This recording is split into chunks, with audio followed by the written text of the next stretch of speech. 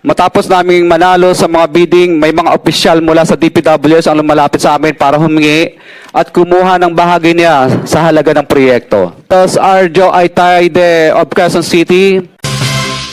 Arjo Atayde dawit na sa isyu ng korupsyon kaugnay ng katakot-takot na flood control project scams.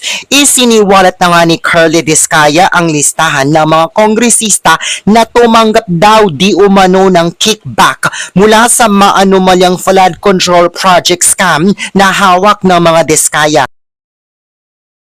Matapos naming manalo sa mga bidding, may mga opisyal mula sa DPWS ang lumalapit sa amin para humingi at kumuha ng bahagi niya sa halaga ng proyekto.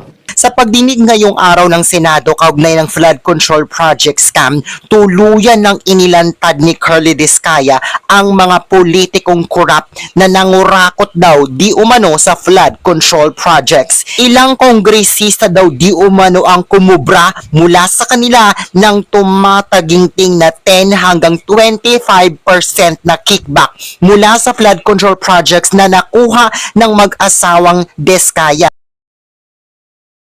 Ang hinihingi nilang porsyento ay hindi bababa sa 10% at umaabot pa sa 25%. Naging kondisyon upang hindi maipit ang implementasyon ng kontrata. Kinailangan daw nilang magbigay ng hanggang 10 to 25% na lagay o kickback sa mga kongresista para hindi daw harangin ng mga ito ang mga kontrata na nakuha nila bilang contractor sa flood control projects. Kabilang sa isiniwalat ni Curly Discaya ang aktor at congressman na asawa ni May Mendoza na si Arjo Atayde na di umano lumapit sa kanya para kumubra ng kickback para sa flood control projects sa Quezon City. Ilan sa kanila ay sina Kong Juan Carlos Arjo Aitaide of Quezon City. Ayon kay Curly Discaya, meron daw siyang hawak na mga dokumento na magpapatunay na binigyan niya ng kickback ang mga kongresista, kabilang dito ang actor-politician na si Arjo Atayde. Ito ay binibigay namin sa kanila ng cash. Ang bawat transaksyon ay may karampatang voucher at ledger na nagsasaad ng mga araw at kung kailan nila ito natanggap. Labis itong ikinagulat ng mga netizens kaya agad nilang sinugod ang social media account ni Arjo Atayde. Sa comment section ng Instagram account ni Arjo Atayde, naglabas ng galit ang mga netizens at tinawag siyang korap.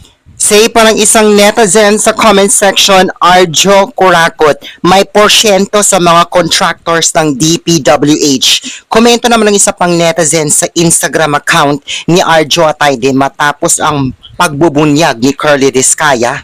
Nakakahiya ka. You are the reason of downfall ni May Mendoza, pati na rin ang pamilya mo. Masyado kayong ganid, makulong kayo lahat.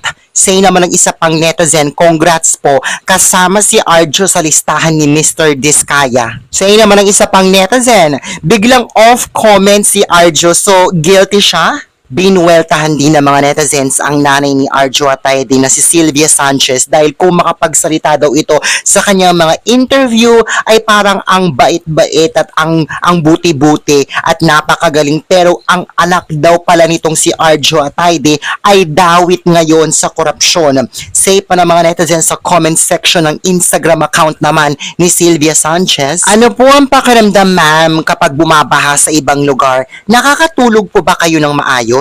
Say naman ng isa pang netizen, bakit po hindi po ba kayo naawa sa mga kababayan natin? Admit and return the money that belongs to our kababayan. Ang lakas mag-promote ng family, akala mo mga perfect at mababait, konsentidor namang nanay at asawa. Nakakaya, sana makatulog po kayo ngayon ng maayos. Kumanta na si Curly, ma'am, sir. Mag-thank you naman kayo sa taxpayers, madam. Anong klaseng magulang ka, nagpalaki ka ng magnanakaw? Kaugnay nito, nagsalita na sa wakas si Arjo Atayde sa pasabog ni Curly Discaya kung saan isa siya sa pinangalanan na isa sa mga politikong kumubra daw di umano ng 10 to 25% na kickback mula sa mga kontratang nakuha ng mga Discaya sa flood control project scam. Sa pamamagitan ng IG story ngayong hapon, mariing itinanggi ni Arjo Atayde ang akusasyon at pasabog ni Curly Discaya laban sa kanya. Say niya, hindi daw siya nakinabang sa kahit kaninong kontraktor at never daw siyang nagkaroon ng ugnayan sa kanila. Hindi daw totoo ang akusasyon na ito ni Curly Discaya laban sa kanya. Never daw niyang ginamit ang kanyang posisyon para sa personal na pakinabang. Magsasampa daw siya ng kaso para linisin ang kanyang pangalan laban sa mga naninira sa kanya. I categorically deny the allegation that I benefited from any contractor.